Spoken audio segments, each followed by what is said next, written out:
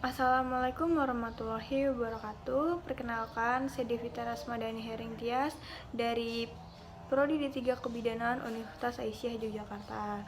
Di sini saya akan menjelaskan tentang siklus menstruasi. Assalamualaikum warahmatullahi wabarakatuh, Ibu. Selamat pagi. Perkenalkan, saya Devita yang jaga pada pagi hari ini. Apa benar ini dengan Ibu Meita? Alamatnya Jalan Pundung ya, Bu.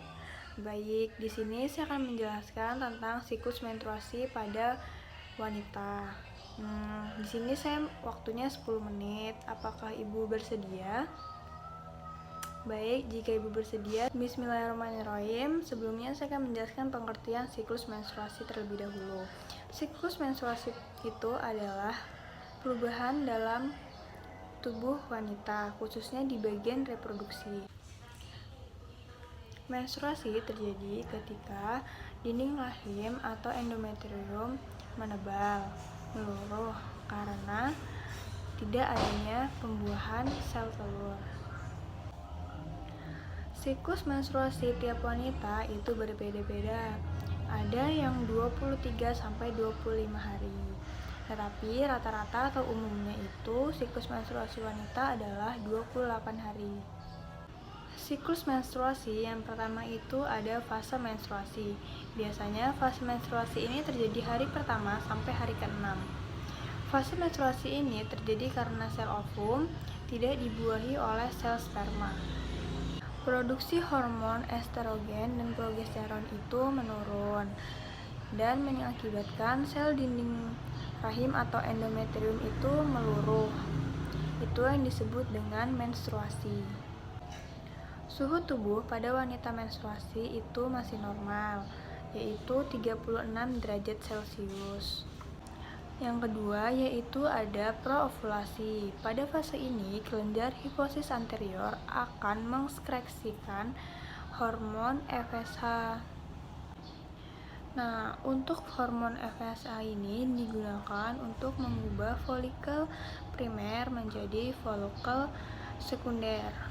Pada fase ini juga terjadi pembentukan hormon estrogen yang diproduksi oleh folikel sekunder. Yang ketiga itu ada fase ovulasi. Di fase ovulasi ini, hormon estrogen yang meningkat. Di fase proovulasi ini mempengaruhi hipofisis anterior yang mensekresikan hormon LH. Hormon LH pada wanita ini paling utama adalah memastikan siklus menstruasi pada wanita itu lancar atau tidak. Hormon LH ini akan memacu sel telur, mulai dari awal pertumbuhan hingga pelepasan sel telur di ovarium, dan yang mengatur siklus menstruasi. Saat produksi hormon LH berada pada tingkat tertinggi, sel ovum akan dilepaskan. Yang terakhir itu ada fase luteal atau fase pasca ovulasi. Pada fase ini terjadi pembentukan korpus luteum yang menghasilkan hormon progesteron. Menghasilkan hormon progesteron itu berguna untuk mempertebal dinding endometrium.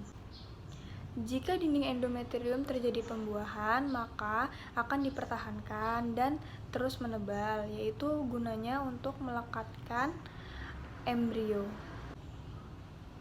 Dan jika ovum tidak terjadi pembuahan, maka akan terjadi menstruasi. Baik Ibu, itu tadi penjelasan saya tentang siklus menstruasi. Apakah Ibu sudah mengerti? Baik, jika Ibu sudah mengerti, saya akan bertanya kembali kepada Ibu ya, bagaimana proses pada fase ovulasi. Baik Ibu, silakan dijawab. Baik, Ibu sudah mengerti ya Bu. Sekian dari saya. Wassalamualaikum warahmatullahi wabarakatuh.